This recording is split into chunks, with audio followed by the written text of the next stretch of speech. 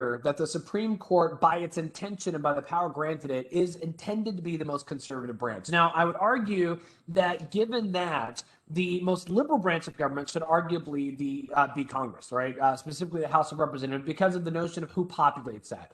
And so when we start looking at these, we have to keep in mind those philosophical terms of liberal and progressive, or liberal and conservative, that we discussed earlier in the course. Remember, liberal is kind of like wanting change, dramatic change, wanting to move on, wanting to change the traditions and the norms to kind of fix the errors of society. Conservatives tend to lean on tradition, to more value the traditions of society and value the system that kind of has allowed the benefits that they have within their society. And so conservatives tend to trend by tradition, more patriotic, if you will. The liberals tend to want change. So the liberalism, I think, is going to win overwhelmingly because people tend to desire change. We tend to want change. And not only do we want change, sometimes we want radical change. And so people can be a destabilizing function.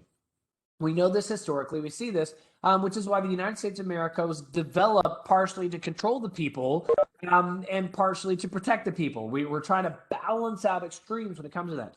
The court is going to carry on the role of preserving the integrity of the state. And in order to preserve the integrity of the state, the court must be, as we discussed in class, independent. This is going to be clear in the foundations of the United States. It's going to be clear in the Federalist paper we're going to read today. We're going to look at the independence of the judiciary, and you write this down, put a tab on it. This is what was intended with the judicial power. The judicial power is best recognized when it is independent. If we look at the independence of the judiciary, notice it should be free from the influence of the other branches. So the president, the executive branch, and the Congress should not have unilateral control of the courts. It should be free from the influence of political parties, and it should be free from public opinion. In other words, public opinion represents the people, right? And so why would we put this branch away from such influences, right? What we're going to see is because the other branches of government necessarily have power, and the tendency of power is to grow in power, right? So the executive branch or the presidency is going to want to grow in power. The Congress is going to want to grow in power as well. Well, political parties are also going to be zealous to use the power centered in government to enact their own ideological foundations, right? Or to impress upon the nation their own personal beliefs or their collectively held beliefs of what is just and what is right.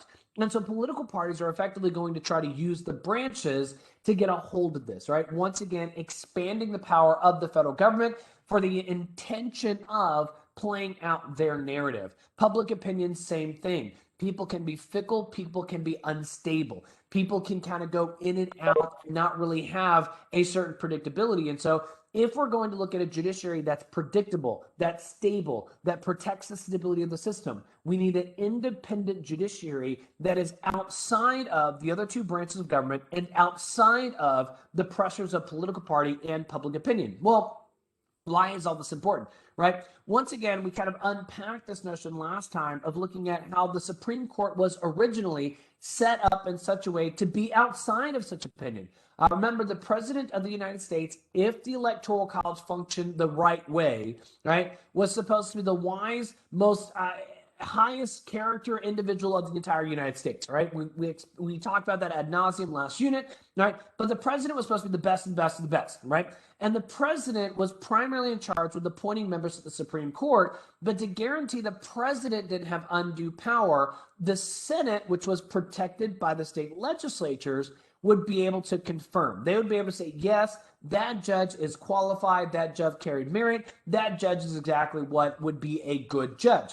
And so the original selection of the Supreme Court put the Supreme Court furthest away from the influence of public opinion, the influence of partisan control, and separated from unilateral control of either the executive branch or the legislative branch. Well, what happens is political parties, in the advancement of their own narrative, they are going to guarantee control of the Senate and decrease the integrity of the Senate through the 17th Amendment, right? And the 17th Amendment is going to allow the people, specifically the fickle nature of the people and the tendency of people to be controlled by one or the other political factions, to really kind of taking control of the Senate, which kind of destroys the integrity of the legislature. Now, the president is going to be eliminated from its integrity through the use of political party primaries and a winner-take-all electoral system, right? These two elements are going to guarantee that political parties can basically micromanage and manipulate this election of the presidency to guarantee that one of their two parties will win every election,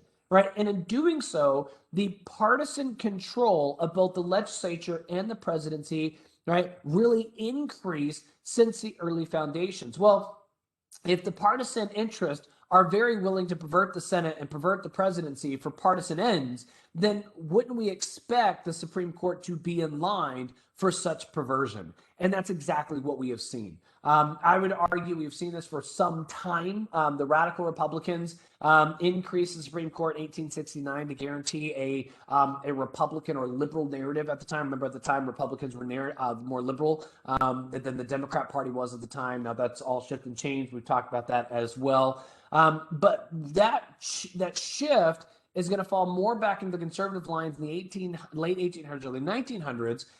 Ultimately, we're going to see this not really have a dynamic shift until Franklin Delano Roosevelt. Remember, Franklin Delano Roosevelt was being frustrated by the court. The court was not allowing through the New Deal program because the Democrats held the presidency and the Democrats had a majority in both the House and the Senate. Right? It means that the Democrat Party was basically allowed to shove through any legislation they wanted to. Well, the only kind of counter to the New Deal legislation was the Supreme Court. Now, originally, Franklin Delano Roosevelt, suggested packing the Supreme Court to allow in the legislation. Eventually, Franklin Delano Roosevelt would have the opportunity by 1939 to appoint several new members to the court. Right? Remember, Franklin Delano Roosevelt is going to have 4 separate terms as president of the United States. And so the longevity of his presidency allowed him and certain unexpected or unprecedented power in the number of appointments he's going to be able to put on the Supreme Court. Well, because Democrats controlled the Senate as well, it allowed the Democrat president, right, with a Democrat Senate to essentially stack the Supreme Court anyway.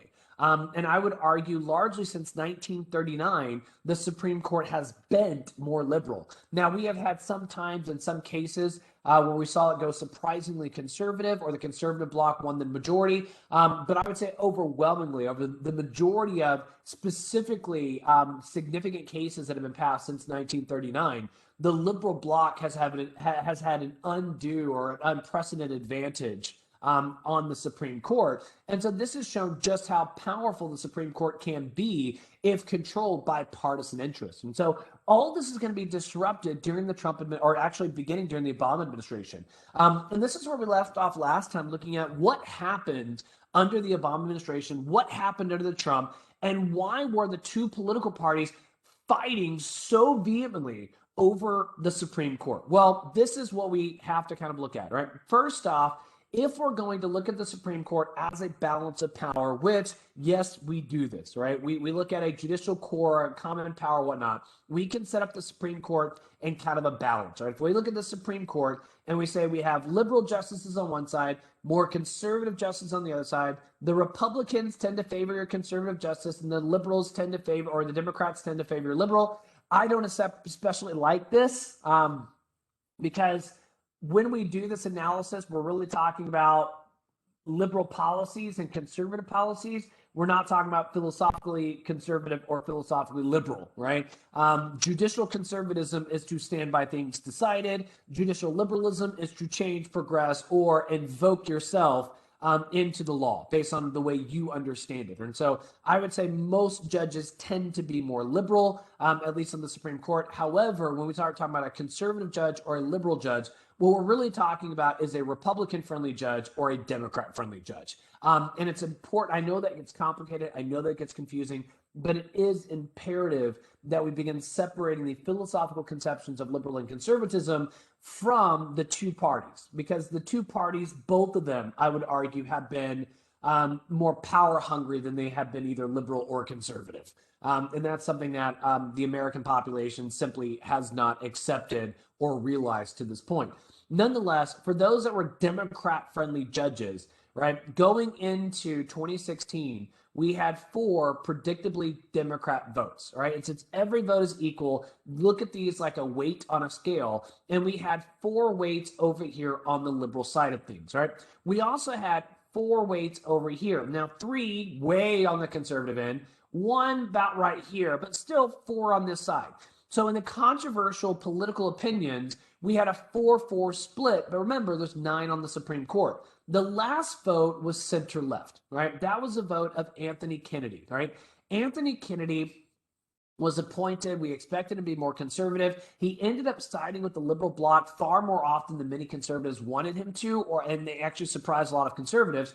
But what it did is it helped kind of secure more of kind of a liberal victory or a liberal bend in the Supreme Court. Now, conservatives had made inroads, but the liberal bloc was still kind of the bloc that had more power within the Supreme Court. So knowing all of that, what happens to this balance? Because the Trump administration is going to move 3 votes, right? So the question is, where do the votes come from and where do they move to? Think of this like a scale, right? If I put more votes over here, I increase the Democratic advantage in the Supreme Court. If I put more votes over here, I increase the Republican advantage, right? So what I'm going to try to show you is why both parties did what they did, right? And why the fact that both parties did what they did represents a gratuitous perversion of what the court's supposed to be doing, right? So number one, we have to talk about Antonin Scalia. February 14, 2016, it was announced that Justice Antonin Scalia died the day before at 79. This was a surprise. It was a shock. And because he was a judge, because judges are appointed for life, right, this opened up an appointment battle, right? Well, it just so happens during Antonin Scalia, or just after Scalia's death, remember, Obama was still president of the United States. We were in an election year, it was 2016. Trump and Hillary Clinton were running for the presidency, but Obama was still president of the United States. And so by all rights, Obama had the authority to replace, right, Antonin Scalia, right? And so Obama very quickly, right, rather quickly by historical standards, went out and appointed Merrick Garland. Now, Garland represented a moderate left vote, all right? Based on his history, a lot of people said Garland was more in the middle. Garland would be a moderate vote, something like Kennedy. I don't see that. Garland had overwhelmingly kind of bent far more liberal in his later career.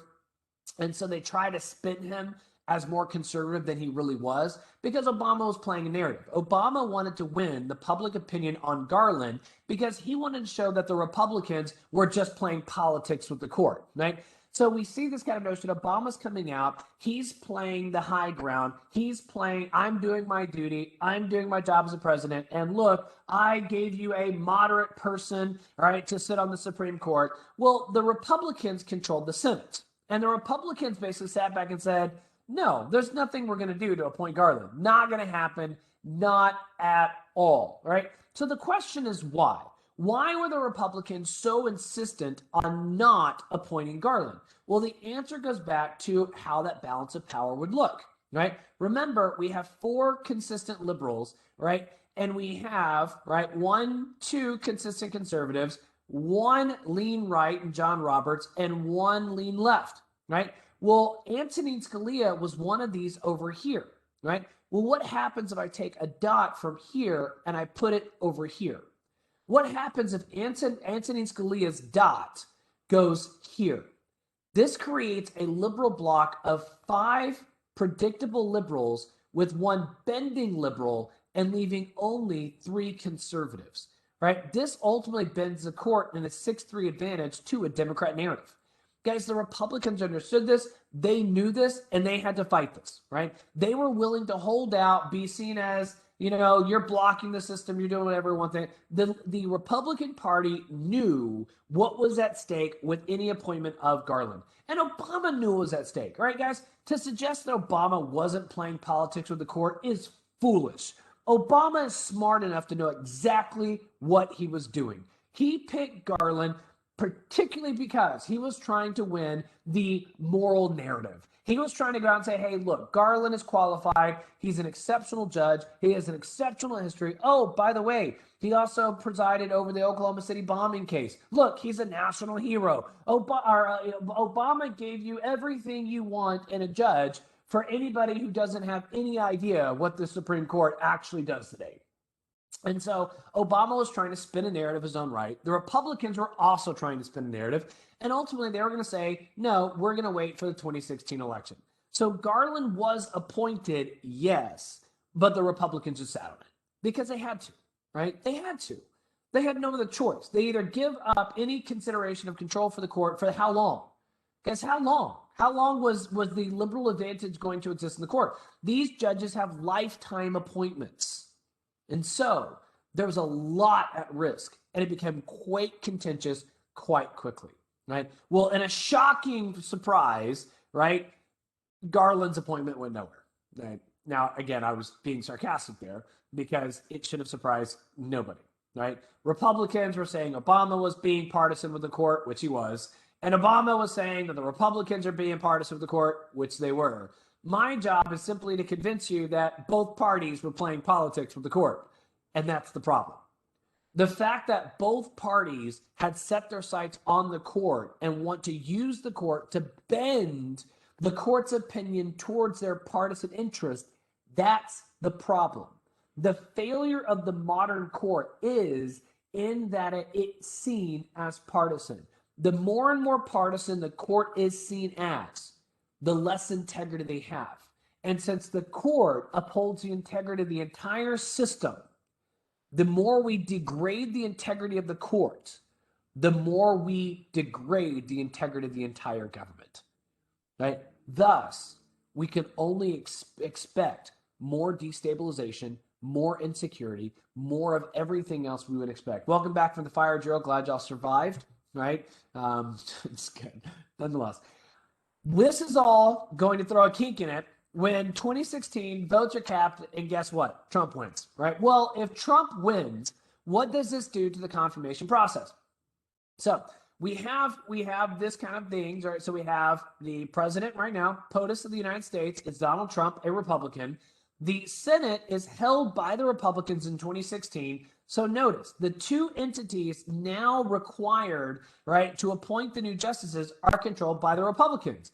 And so Donald Trump, right, wastes no time to say, fine, right, we've got a vacancy on the court. It's been vacant since April. We need a new person. And so he's going to put in Gorsuch. And then all of a sudden, all the Democrats are like, oh, no, you're playing politics with the court. We're against Gorsuch. We're not going to vote for Gorsuch. Gorsuch is bad. Gorsuch is nobody. Gorsuch will not. Guys, Gorsuch didn't really do anything to the court, right? Gorsuch did. Guys, what Obama was trying to do with Merrick Garland was a much greater, right, change on the spectrum of the court than what Gorsuch was doing, right? Let me explain, right? Remember, if we look at this from a perception of balance, all right, and I look at liberals on the, let's just say Democrats, let's just call it for what it is, Democrats and Republicans, right? Then we've got 4 of your predictable liberals, right? Then we have 2 predictable conservatives, Kennedy, which leans left, Roberts, which leans right, and we have this seat that's Antonin Scalia's seat. Remember, this seat is still the seat left vacant by Scalia's death, right?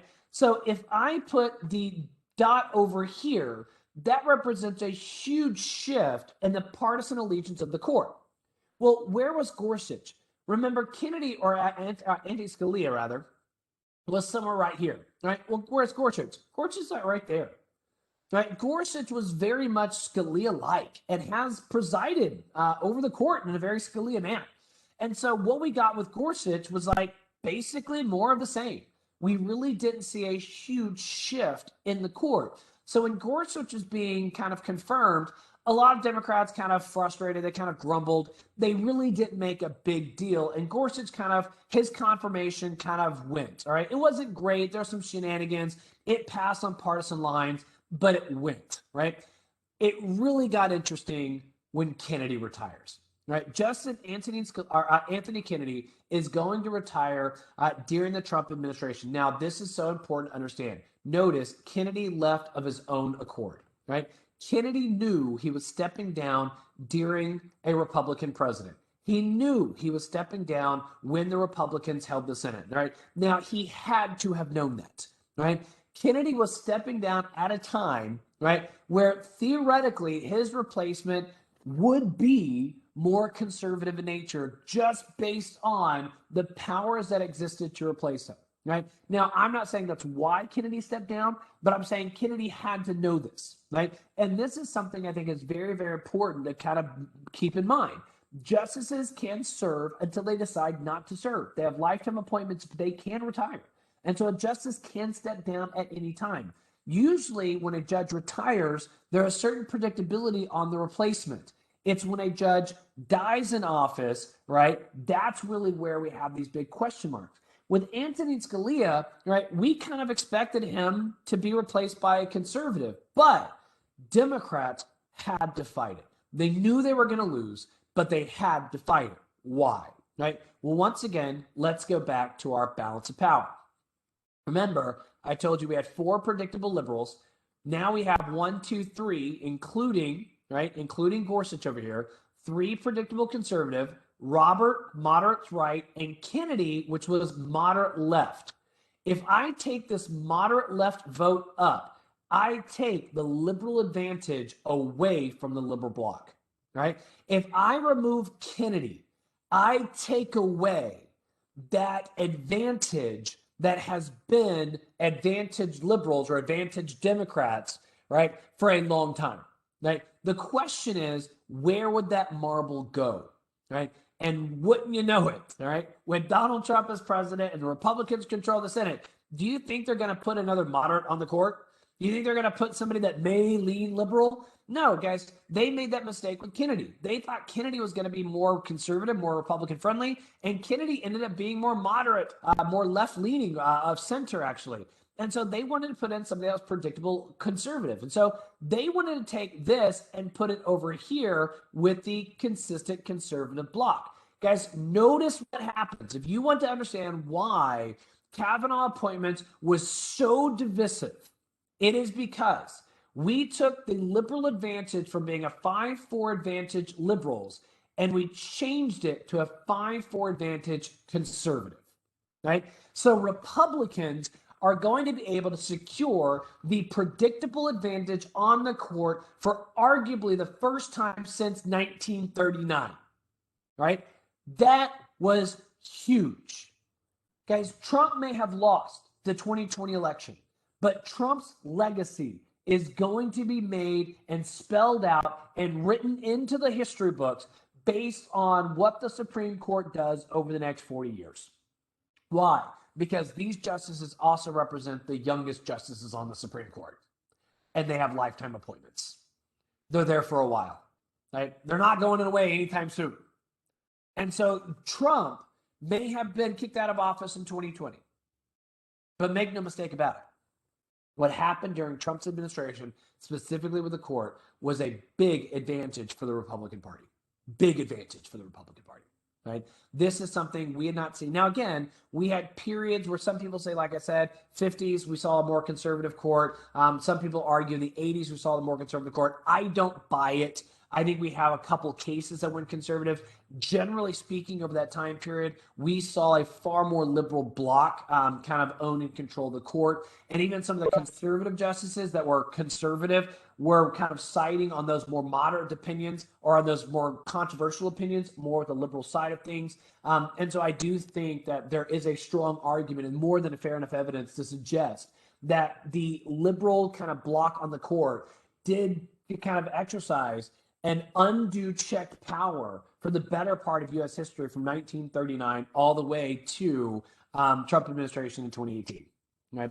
So it's not over yet, though, because Kavanaugh is going to be appointed United States Supreme Court in replacement of Kennedy. And guys, the Democrats fought tooth and nail against Kavanaugh. Right?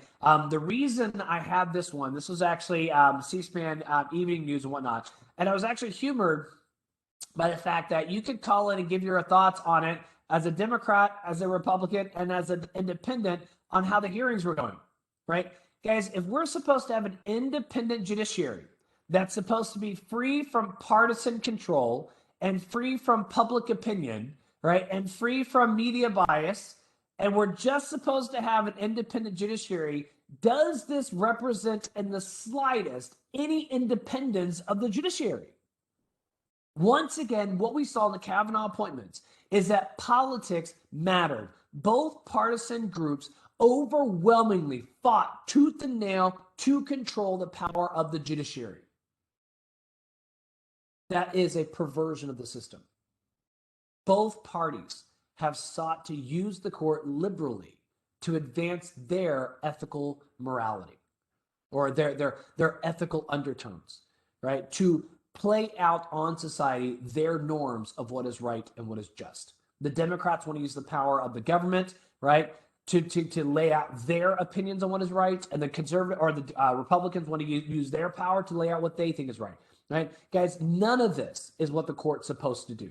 The court is supposed to be dull. The court is supposed to be conservative. It's supposed to be based in tradition. It's not supposed to be partisan. It's not supposed to be a product of public opinion. It's not supposed to be conditioned on the other two branches. And yet here we are, right? The Obama appoints, Trump appoints, Republicans or Democrats fight over in the Senate. We see the very antithesis of what the founding fathers had designed. Right? And then we look at this design and we have the audacity to say, this isn't working. The Constitution is broken. Guys, the Constitution's not broken, right? That's not the problem. The problem with our government today is that we are fundamentally ignorant of the Constitution and we're ignorant of integrity in government. We have perverted the system. We have caused the shenanigans. We have supported the divisiveness. And then we want to blame people that have been dead for over 200 years for what we're responsible for. At some point, we're going to have to take the responsibility, own it, and work to correct it. Right? An independent judiciary is necessary to uphold the integrity of government. Right? And I'll lay that argument out as we go into this, right? Nonetheless, Kavanaugh hearings were brutal. They were shameful, guys. Absolutely shameful. The Democrats pulled no stops. They went back and looked at comments in yearbooks. They called him everything from racist to sexist to homophobic to a rapist to all kinds of stuff. Drug his family thing. Guys, it was shameful by any stretch of the imagination. And yet, we just kind of chalked it up as this is part of politics. No, that should never be part of a Supreme Court nomination. And guys, not to just brag Kavanaugh. I've made a comment at the times that I thought Kavanaugh should not have been appointed. I think the way he conducted himself under pressure did not reflect the temperament of a judge. And so I was one that I didn't like what the Democrats were doing. I didn't like the level that the Democrats were willing to go. But I also didn't like the Republicans' response. What was clear to me in the Kavanaugh appointments is that the government had become such at a tipping point that both parties were willing to do whatever's necessary, regardless of ethic, regardless of character, regardless of decency, just to win power. And that was overwhelmingly on display during the Kavanaugh hearings, right? Kavanaugh would ultimately confirm based on pure partisan lines. And the Democrats ultimately try to spin a narrative that this was all Republicans. The Republicans are playing politics with the court. And guys, they had to, because like I said, the Democrats understood what was at stake. They have banked on the court since Franklin Delano Roosevelt. And Kavanaugh represented the first time since then that the court predictably will no longer be in their camp. Right? That presented a huge threat to power, but it didn't end there. Right? It didn't end there because a whole monkey wrench was thrown in.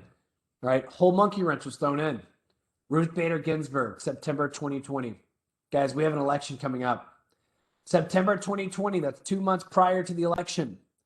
We have an election going up. Right? And everybody's like, oh, remember Garland? Remember how the Republicans just sat on it and didn't confirm Garland? Are they going to do the same thing with our RBG? Right? Ruth Bader Ginsburg died we say unexpectedly. It was unexpected, expectedly, right? She had had health problems for some time. It wasn't a surprise when she passed away, but the timing of it could not have been worse. Notice this was created because she had died, right? She had died in office. Therefore, her replacement was left somewhat up to chance. Guys, it is not inaccurate to suggest that Ruth Bader Ginsburg had been pressured prior to her death right, to retire when circumstances were favorable for a more liberal appointment, right? And RBG said no. She said, no, I'm not going to do that. I'm going to stay on the Supreme Court. And many Democrats were really shunned by this. Many Democrats actually argue that RBG basically undid her own legacy because she basically created the opportunity necessary for her replacement to be her counter opposite, right? So how much will her replacement actually undo the legacy of RBG? That if RBG had given in to the Obama request that she retire during his administration, Obama could have replaced her with a more liberal-leaning judge or a more Democrat-friendly judge, if you will, right? Nonetheless, what happens is, since she dies during the Trump administration, remember, right, the Republicans own the presidency of the United States, right, and the Republicans still control the Senate. So since the Republicans are still in charge of the confirmation process, it means that the Republican Party now gets to put in whoever they want to, right, on the Supreme Court. Now, why does all this matter? Let's take a look at our balance. Remember, if we go to the balance once again, right, now we have 3 predictable liberal voices, right? Now, again, Ruth Bader Ginsburg is up for grabs. So we have this question mark on where's RBG's seat going to be, right? Now we have the historic conservatives plus Gorsuch plus Kavanaugh, right? And we have John Roberts leaning right, right? Remember, we used to have, before RBG's death, we had a 5-4 advantage for the Republican Party, right? Arguably so. I think Roberts is far more moderate. I didn't mind this. I thought this was a far more moderate court that was likely to give more balanced opinions because Robert, I think, is really trying to balance out the narrative in the court. All right, I don't know. We'll see how that goes. Nonetheless, what happens is, where did this dot go? It came from this side over here, and we removed it. And what the Republicans are going to do is they're going to place the dot over here. Right? They're going to craft a 6-3 advantage for the Republican Party moving forward with the Supreme Court. And guys, another thing to keep in your back of your head, the oldest Supreme Court is currently, right, Stephen Breyer. Right? Breyer is another one of these, been traditionally a more Democrat-friendly judge on the court, and he is up there in age. And so the question is, what happens to Breyer's seat? Should Breyer retire right now and let Joe Biden go ahead and replace him? Should they go ahead and let the Democrats in the Senate confirm somebody that's going to be more liberal? Or is Breyer going to hold out like RBG and potentially risk the Republicans winning the Senate in 2022 or the Republicans winning the presidency in 2024? And if they do, how long can we expect Breyer to really hold on? And that becomes a big question, especially in the wake of RBG's death. And so this becomes a big thing moving forward. But once again, what we see is that partisan interest is definitely in play for who gets put on the court. Right? Now, Trump is going to put in Amy Coney Barrett. By any stretch of the imagination, I would argue she's a qualified judge. The difference is she's a conservative. She's more conservative politically. She's a Catholic. She actually got a law degree from the University of Notre Dame Law School. So in some ways, she's the ideological opposite of Ruth Bader Ginsburg, right? Well, this is something I think is highly fascinating because Trump kind of played politics with this. He said, you know what? In the legacy of RBG, right, and the legacy of her seat, I'm going to appoint a woman so that women maintain a certain balance of power on the Supreme Court, right? So I'm going to maintain the diversification on the Supreme Court by guaranteeing that RBG's seat was given to a woman, right? Now, was Trump playing politics? Yes, right, because Amy Coney Barrett was not Ruth Bader Ginsburg, right? Yeah, she goes by 3 names, right? Yeah, she's a woman, right? But guys, at the end of the day, being a woman didn't matter. At some point, we're going to have to call this out for what it is. Guys, Democrats don't give a rat's on whether or not the candidate was a woman. They care about whether or not they're friendly to their partisan narrative. Right? That's all that matters. Right? It's all that matters, which is why conservative women are never praised by liberal women. They never go out and say, hey, look at all these conservative women that create diversity of opinion and thoughts. No, they want every woman to be a liberal woman. Right? So the fact that Amy Coney Barrett was a woman didn't matter. They still all voted against her. Why? Because she was a conservative. Overwhelmingly, what this should show us is this, that it wasn't the sex, it wasn't the gender that mattered to progressives. It wasn't them. The Democrats wanted a partisan-friendly voice on the Supreme Court. What was happening is partisan politics. Pure and simple, no way else to do it. Anybody trying to spin this any other way is I don't know, it's simply just naive in my opinion, right? The Republicans want Republican-friendly judges. The Democrats want Democrat-friendly judges. And because both parties are zealous to control the court, both parties are complicit in eroding the integrity of the courts. And so we have this whole thing. And like I said, both parties are going to cry hypocrisy. Both parties are going to point the finger at the other one saying, oh, well, they're doing it. No, they're doing it. No, they're doing it. No, they're doing it. Both of them are doing it. Right? At some point, we need to realize this, because at some point, we need to eliminate Democrat-friendly judges and Republican-friendly judges.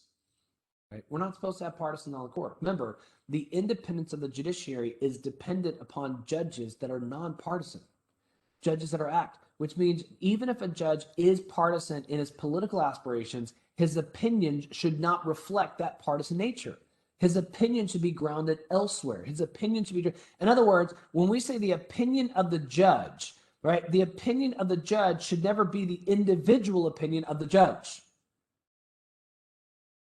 But if not, then what? If the judge isn't supposed to give his individual thoughts, his personal thoughts on the issue, then what is a judge supposed to do? We'll get there. Right? The Supreme Court, when Gorsuch tried, like I said, just to give legitimacy to the argument here, you can go look this up, look at the foundation here, look at who's scoring, how they score them. Neil Gorsuch replaced Antonin Scalia here, and as we see, a relatively non-starter there. The replacement of Neil Gorsuch really didn't move the balance of power in the court much. Like I said, you can see here, Anthony Kennedy, if this is center line here, we see Anthony Kennedy center left, we see John Roberts center right. These are your more moderates on the court, and so we're going to see this kind of analysis move on. When we look at Brett Kavanaugh, we didn't know. The early attempts were coming out here to place Brett Kavanaugh more liberal, but even so, we're taking a dot from Kennedy that was here, and we're shifting it on the right side of that mid-center line. Right? And so regardless of where we shifted that, anything over here would have increased or now tipped the balance in favor of your conservatives and turned John Roberts into your moderate vote. Other scoring applications actually had Kavanaugh way over here. Right? And so I want to show you that there is some discrepancy on how liberal and conservatives, these judges are graded based on different elements. Right? Nonetheless, the consensus on Brett Kavanaugh was that he would be right of center. And so essentially we're moving a vote from left of center to right of center, somewhere over here, which is going to give, like I said, 1, 2, 3, 4, 5 votes to a more Republican friendly and 1, 2, 3, 4 votes to a more Democrat friendly narrative, right? And again, I hesitate to use the word conservative because they're using more conservative as social policy conservative. I don't. A conservative judiciary is one that stands by things decided. So in my opinion, right, a conservative judge is one that upholds Roe v. Wade, right? Why? Because it's decided. It's in the books. It's done. If we want another opinion on Roe v. Wade, then we need to change the Constitution and put an amendment for right to life, right? But the judges have spoken on the issue. Therefore, Roe v. Wade is settled expectation. It's in the tradition. It's in the historic jurisprudence of the United States, and it should not be changed. So when people start talking about conservatives want to overturn Roe v. Wade, a conservative judge would keep it, right? Because a conservative judge does not seek to change or alter the status quo. They want to keep the status quo as consistent as possible.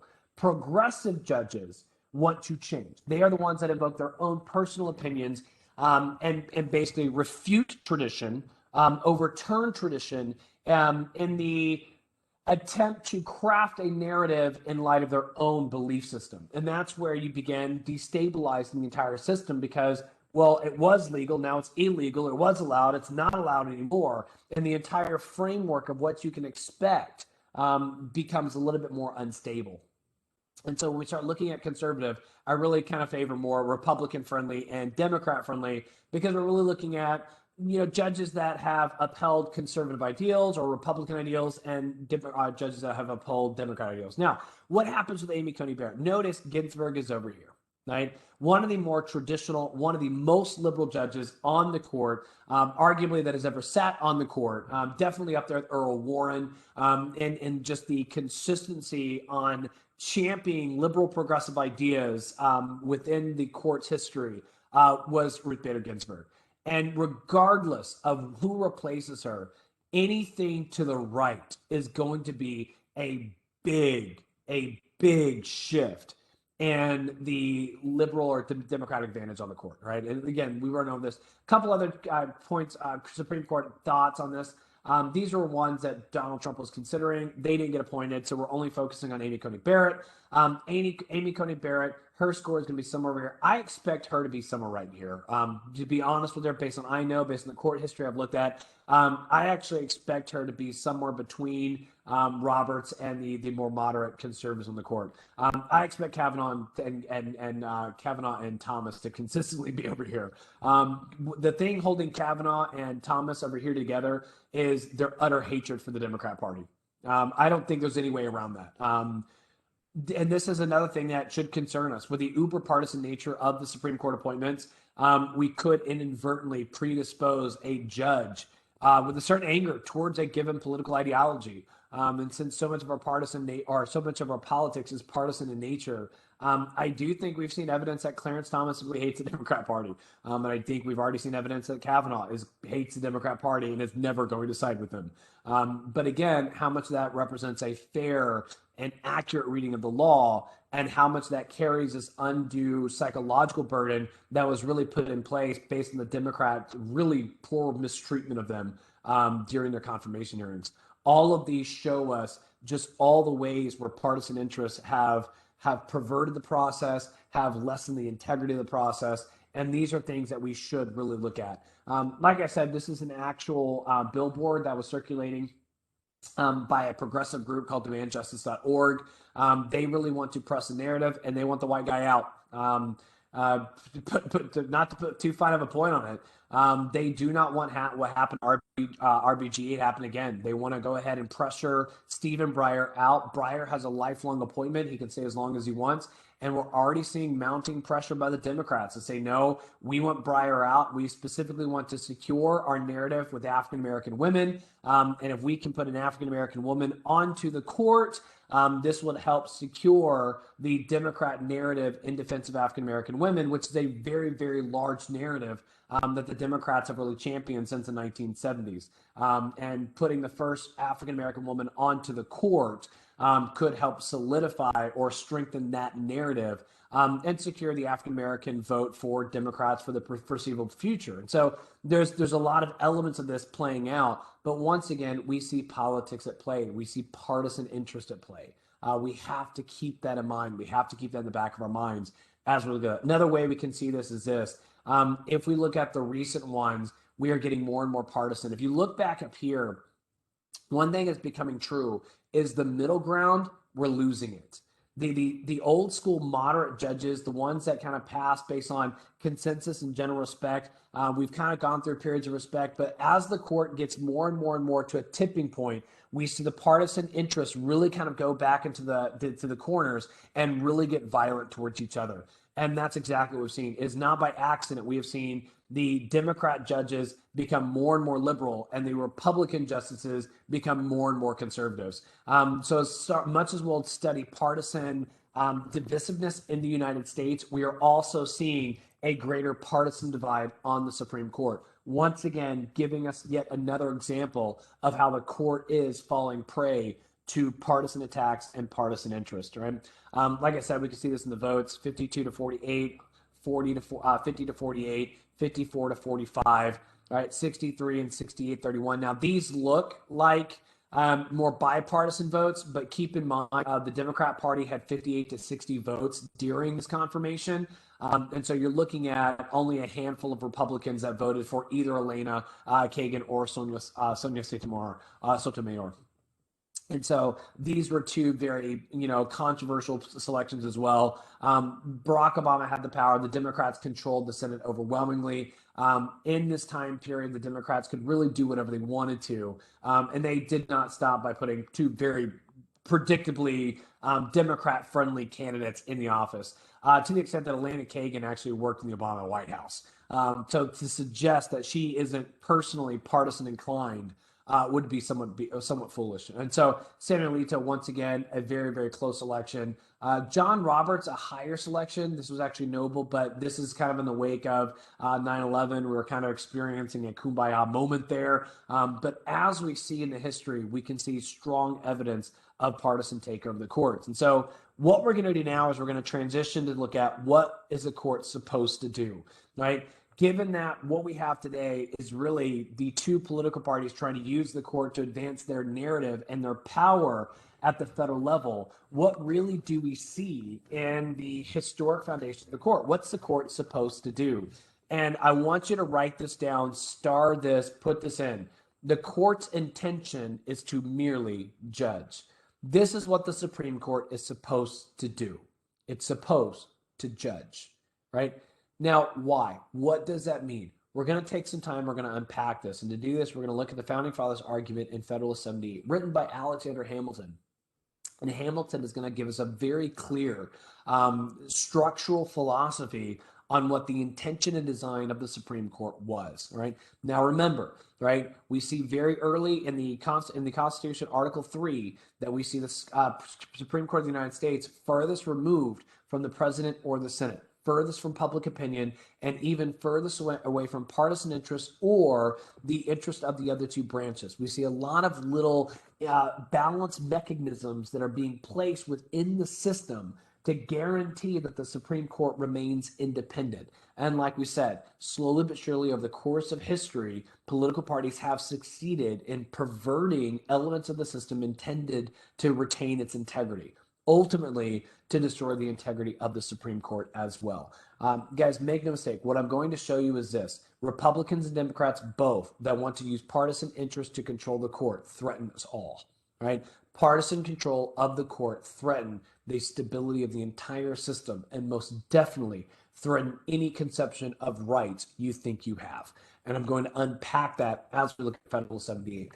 So he begins. He says, we proceed now to the examination of the Judiciary Department of the proposed government. Once again, it is very, very, very important to understand we are not talking about a moral conception of justice. We're not talking about a philosophical conception of justice, right?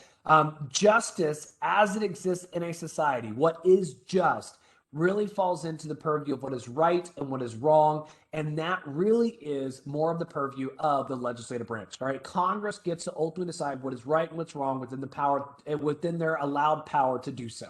Right. We at the state level, we at the local level, we construct moral narratives. And remember, we talk about this ad nauseum with the legislative branch. The moral narratives manifest based on consensus through the law, various laws, the local level, state level, and ultimately the federal level. So what is just in a society is more of a purview of the legislative authority, not the judicial authority. So we really have to look at this, a judiciary department or a judicial power, and separate that from any conception of justice itself. Now, there have been several objections to the way they had written in the Constitution. Remember, the Federalist Papers are an attempt to justify or reconcile the arguments that are presented in the Constitution. They took the Constitution to the people, and now they have to defend the merit of the Constitution. They ultimately have to say the Constitution makes sense from a philosophical and theoretical level, and this is why.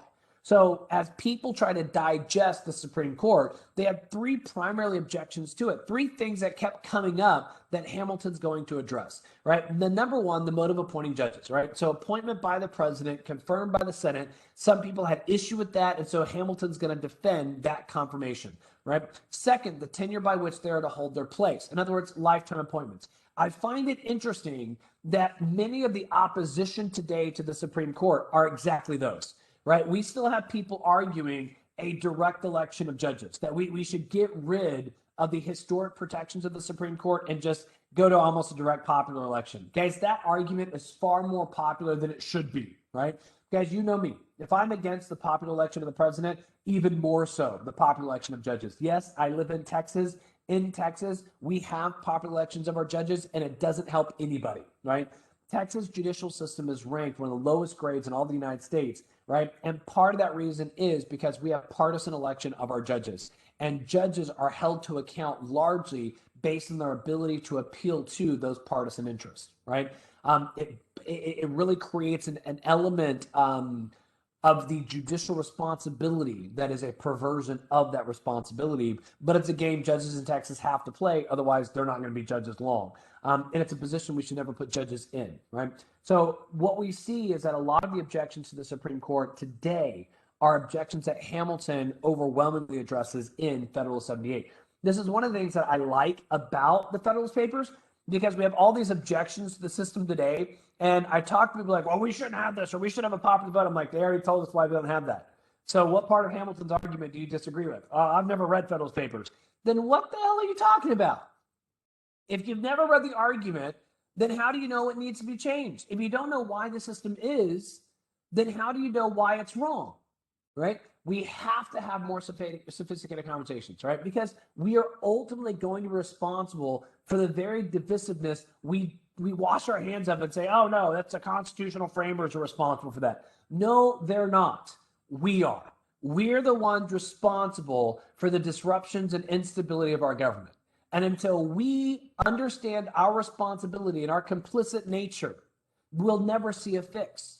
As long as we continue to participate and support these partisan interests to grow the power of government towards our own advantage, we will continue to see partisan divisiveness grow and expand and really destabilize the entire nation, right? And this is what we've seen, right? We've seen this. It's very, very clear to anybody who's paying attention, right? Nonetheless, he goes on, he says, whoever attentively considers different departments of power must perceive that in a government which they are separated from each other, the judiciary, from the nature of its function, will always be the least dangerous to the political rights of the Constitution, because it will be least in capacity to annoy or injure them. In other words, the Supreme Court should be dull. They should be not eventful, right? What the Supreme Court does should least impact your existence, right? Guys, the fact that we're all up in arms over what the Supreme Court does, right? The fact that, what are they going to decide? What are they going to decide? Already shows us that the Supreme Court is already doing things not intended for it to do. It's already making decisions it was never supposed to decide, because it was never supposed to decide things that were supposed to affect you much. It's supposed to be dull, boring. Because it will be least in a capacity to annoy or injure them. The executive, the president of the United States, not only dispenses the honor, but holds a sword of community. So the executive is going to directly impose the law. The IRS requires you to file your taxes. The CIA are going to knock down your door if you start buying yellow cake uranium from somewhere, right? These are things that the executive are going to do, and they're going to apply to you most directly. So the executive is going to impact your existence and going to have it. He goes on, he said, the legislature not only commands the purse, but prescribes the rules by which the duties and rights of every citizen are to be regulated. Notice, any consideration of duties and rights that regulate your existence are the pursuance of the legislative branch. Like I've said before, law is connected to moral duty, right? So what is just really falls in the purview of the legislature, not the courts. The courts don't deal with what is right and what is wrong. Some people are like, but Crosby, don't they decide me guilt and innocent? They just preside over the proceedings. Their job is to make sure that the same thing happens to everybody that involves themselves in the court. Right? I'm going to show you this. Judges should be dull. They should be predictable. Right? Why? Because it is in that predictability that creates stability. Guys, whether we like it or not, from a philosophical point of view, predictability creates stability. You need some predictability in your life. You need some stability. A life without any stability is chaos. When everything's changing all the time, it's chaos. When you don't know what the expectations are, it's chaos. When you're taking a teacher's class and you have no idea how to pass, it's chaos. It breeds insecurity. It breeds doubt. It puts you in a system that you don't understand the system, so you don't know how to interact with it. It's a game you're playing and you don't know the rules. Judges are there to simply say, no, the rules are the rules. They're going to be the rules for everybody. Well, I don't like the rules. You may not. That's not my job. Who gets to make the rules? That's the legislative branch. If you don't like the rules, talk to them. He says, by which the duties and rights of every citizen are directly. He said, the judiciary, on the contrary, has no influence over the sword or the purse, no direction, either of strength or the wealth of society, and can take no active resolution whatever. It may be truly said that they have neither force nor will, but merely judgment. Remember, I told you at the beginning of this, judges merely judge. They do not exercise force. They do not exercise will. They have no thoughts of their own. They have no opinions of their own, right? They are not there to give us their personal thoughts on gay marriage or their personal thoughts on abortion or their personal thoughts about the rights of free speech. They are there to give us a predictable response that is bedded in a historic tradition of legal disputes that have occurred over the course of American history. What they say should be predictable, it should be steady, it should be stable. These should be the most boring individuals in all of our society. So the simple view of the matter suggests several important consequences. It proves incontestably that the judiciary is beyond comparison the weakest of the three departments of power, and that it can never attack with success the other two, and that all possible care is requisite to enable it to defend itself against their attacks. Notice we tried to build the judiciary to defend itself against the attack of the president, against the attack of the legislature. Guys, notice, as we unpack this, you're going to see why the legislature may want to attack the judiciary, why the president may want to attack the judiciary. What do the political parties have to gain in controlling the judiciary? And as the political parties have gained control of the judiciary, who has lost? Who has lost? Right? What we know now is Hamilton is setting up this thing that suggests, number one, the judiciary is beyond comparison the weakest of all three branches of government. Guys, this still bothers me to this day because I still have people. I sat through a webinar yesterday and I sat through somebody with a PhD in political science arguing about co-equal branches of government. We do not have co-equal branches of government. We don't have it. We never have. We have three unequal branches of government that are delicately stratified in a very, very delicate balance to guarantee that one doesn't have so much power to overtake the other two. It's actually quite sophisticated, and we need to have a more sophisticated body of individuals teaching it. All right, off my soapbox there. Nonetheless, right, guys, the legislature is beyond comparison the most powerful. Guys, overwhelmingly, they told us, philosophically speaking, Montesquieu in 1748, that the biggest power that government wields is the power to determine what is right and what is wrong. Right? Where have we seen the greatest perversions of the other two branches? We have seen the executive branch want to get their hands into what? The power to decide what is right and what is wrong. Guys, why is Joe Biden getting his hands into proposing law? Because that is the most powerful entity of government, and power begets power. We know this. Why do you think the political parties are trying to use the executive to extend what they're doing? Guys, this becomes an ancestral relationship where the Democrats are using the power of the legislature and the power to execute to pass their own moral narrative. Well, if that's the case, and if a party was able to secure, and the Republicans have done it at times as well, right? If a party can secure control of the legislature and control the executive, then what's really standing in the way of runaway power? Ding, ding, ding, ding, ding, ding, ding. The judges. Guys, look what happened in the 1930s. Democrats controlled the power. They were passing New Deal legislation, overwhelmingly anti-constitutional. FDR, the champion of it, who has already got his hands in legislative power because he wanted to construct a narrative of his own making for his own ego and history and legacy. Right? FDR was signing off on him, and who was getting in the way? The judges. Well, the judges had to be dealt with. And so what did they do? The Democrat Party dealt with the judges. They attacked with success. Now, granted, FDR's court packing scheme didn't work. But by 1939, FDR had already been able to appoint enough judges to tilt the court in his favor. Guys, why do we think the court went from denying New Deal legislation to upholding it? Are you really going to suggest that the Democrat in the White House and the Democrats in the Senate didn't purposely put in judges they knew would uphold New Deal legislation? And if they're going to put in judges only to confirm what they're doing, to confirm their power grab, then how does that really protect you from the power grabs potential by the other two branches of government? He says the complete independence of the court of justice is peculiarly essential to what? Why do we need the independence of the court? Why do we need a court independent of partisan control, independent of popular opinion? Because what? It's essential to guarantee a limited constitution, right? By a limited constitution, I understand one which contains certain specific exemptions to the legislative authority.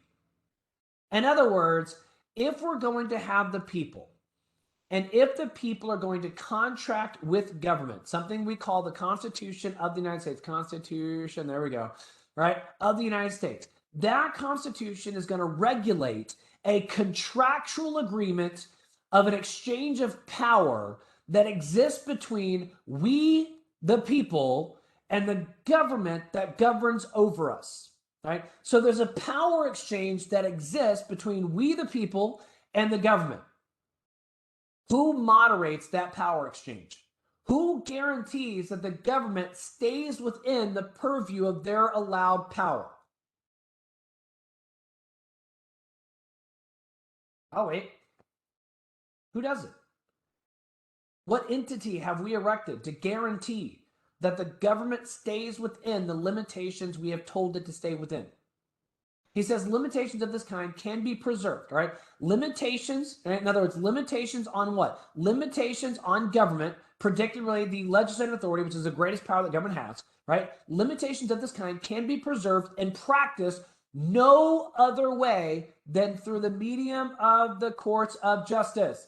So what do we have? The judicial power is intended to uphold the contractual agreement between the government and the governed, to guarantee that the governed don't have any more power than they're supposed to have, and that the government never extends beyond its allowed power.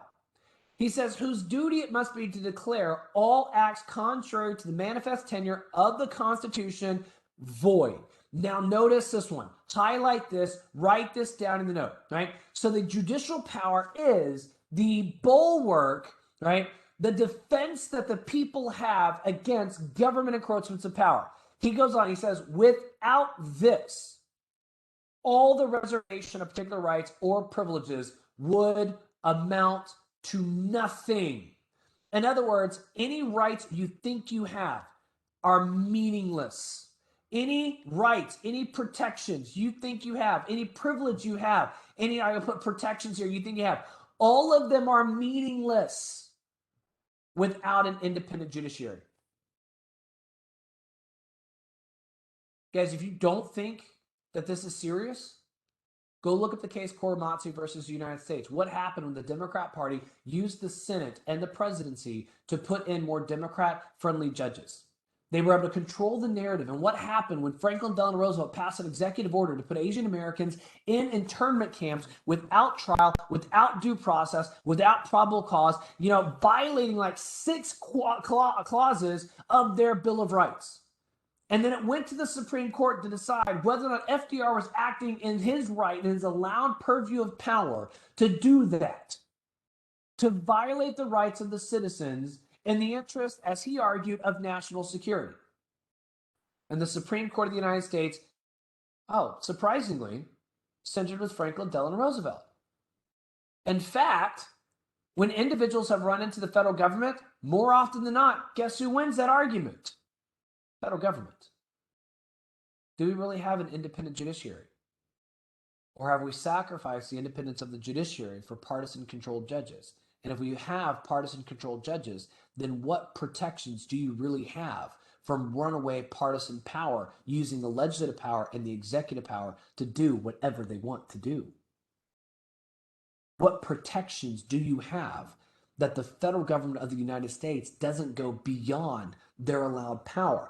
And if the answer is nothing, they would amount to nothing, then it leads to a better question. Now we have unlimited power to be grabbed in the government. And now if you have a government that has the opportunity of unlimited power, right, how much violent is the battle for that power going to become? And in governments of relatively small power, we can expect relatively small battles to emerge over that power because the power being fought over is relatively small. But as the government continues to grow and grow and grow and grow and grow in power and might, the opportunity, the reward of winning is astronomical. Therefore, the battle we can expect to become far more violent. Okay. Don't believe me? You may want to look at a war, 1860. We called it a war of slavery. It was a war of political power. The Republicans for the first time were at a tipping point where they could steal power away from the Democrats that historically had power up to 1860. Power is never relinquished without a fight, right? Almost never. He says some perplexity. So the idea here is that the judges are supposed to protect you from power encroachments from the federal government. So they can declare, so if the legislative branch makes a law that is outside of the Constitution, right, then that law should be declared unconstitutional, at odds. Right now, notice that the Supreme Court doesn't violate a law because they don't like it. They don't violate a law just because it doesn't make sense. They don't violate a law. They have to rest on constitutional norm because they are upholding a contract. Right? This is what I said earlier, that judges aren't there to give their personal opinion, right, of the issue in play. They're there to say, okay, here's the issue, what's in the contract, and here's what the contract says on the issue. Right? That's it. Because it grounds them. It grounds them to a certain level of predictability. Right? I say certain level because there is still some leniency and leverage allowed in the Constitution, but it still grounds them. He says, goes on, some perplexity respecting the rights of the courts to pronounce legislative acts void, because contrary to the Constitution that has risen from imagination, the doctrine would imply superiority of the judiciary to the legislative power. It is urged that the authority which can declare acts void, I'm going to have to speed this up because I'm almost out of time. Essentially, the argument coming back to him was, if the judges can declare actions of the president or legislature void, doesn't this mean judges are more powerful than the other two? So in other words, people are trying to catch Hamilton in a contradiction, right? You're saying that the judges are the least powerful branch, but then you can say that they're the most powerful because they can override the other two branches. And Hamilton says, no, that's not what we're saying, right? Why don't we consider judges more powerful, right? He goes on to answer that criticism. He says, there is no position which depends on clearer principles than that every act of delegated authority, contrary to the tenor of the commission of which it exercises, is void. In other words, if there's nothing more clear about the U.S. Constitution, it is this, that anything that the president does or that Congress does that is not allowed in the Constitution should be declared void, right? So no legislative act, therefore, contrary to the Constitution, can be valid, right? So we have to do that. We have to realize that a limited Constitution requires that they remain limited. That if the legislature tries to do something beyond its powers, they must be shut down, right? He says that conclusion does not by any means suppose a superiority of judicial to legislative power. It only supposes that the power of the people is superior to both. I can't draw straight lines. I apologize, right? So notice what we're doing. If the people, right, articulate the contractual exchange through the Constitution, right, and that contractual exchange regulates the relationship between the government and the people, then judges are ultimately acting not on their own power, not on their own individuality, but they are simply affirming the power already reserved to the people to guarantee that the contract carries integrity. That's it. It's all they're doing is saying, no, the judges aren't overriding the legislature because they're more powerful than the legislature, but the judges are simply acting on behalf of the people based on what is in the Constitution to maintain strict restrictions on the government allowance of power. He says, it only supposes the power of the people is superior to both, and that where the will of the legislature declared in its statutes stands in opposition to that of the people declared in the Constitution, the judges ought to be governed by the latter rather than the former. So judges judge based on what's in the Constitution, not based on their own personal opinions on an issue. right, guys? This is why I hesitate to really gravitate to conservative and liberal judges, all right, because a conservative judge is one that does this. He's one that grounds himself, limits himself based on what's in writing, right? So I would say a conservative judge, right, would have been both against the Defense of Marriage Act in the 1990s and against the requirements that states allow for gay marriage. Why? Because there is no provision regarding marriage in the Constitution. It's simply not there. The people at no point in history have manifest their will regarding marriage in the contract. And so there is no guidance on the government's regulation of marriage. Guys, conservatives or like Republicans, let's use that word, Republicans, were very willing for Clinton to sign the Defense of Marriage Act, which affirmed traditional marriage, but wasn't that a violation of constitutional allowance? Who gave the government the ability to regulate marriage? When was that allowance given the government? And when the government many years later overturned partially the Defense of Marriage Act with the pursuance of allowing gay marriage, who gave them that right? Who gave the government of the United States the right to regulate marriage? Where have the people manifest that willingness in the Constitution? If the answer is it's not in the Constitution, it doesn't even mention it in the Constitution, it's even a stretch to infer it anywhere in the Constitution, then the obvious answer should be it should not have been ruled on.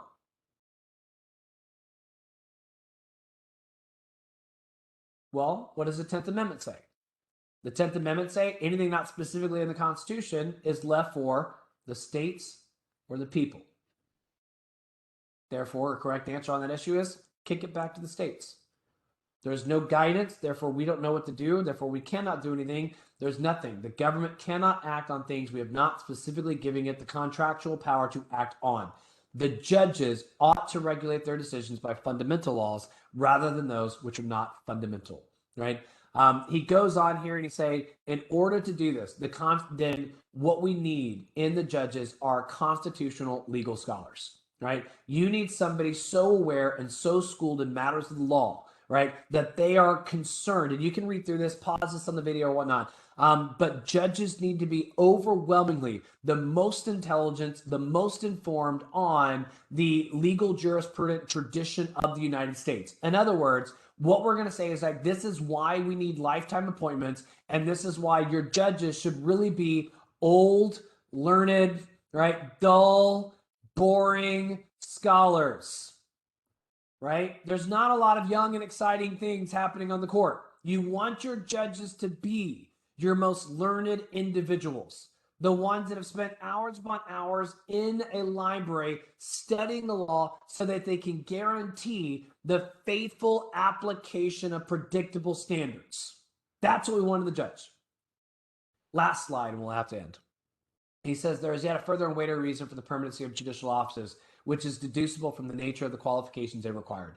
It has been frequently remarked with great propriety that the voluminous code of law, what I was talking about earlier, you want your book nerds, you want people that have been there studying, is one of the inconveniences necessary connected to the advantages of free government.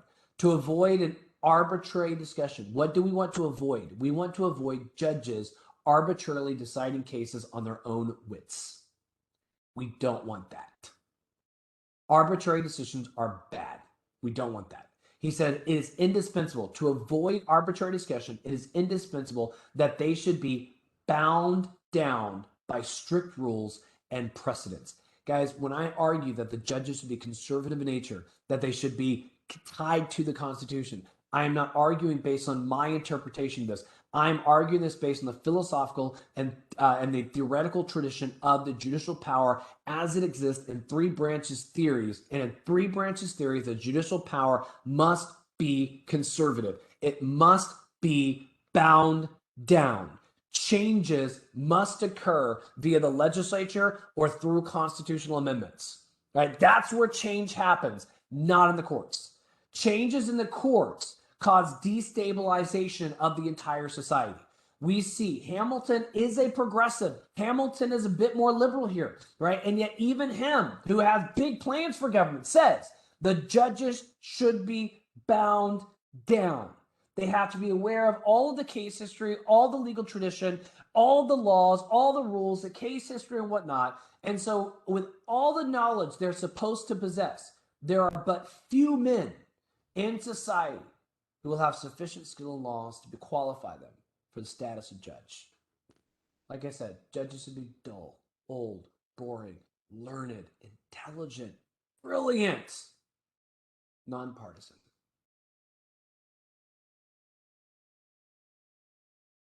We have risked this, and to our detriment. More on this next week. I'm out of time, and so I must bid you adieu.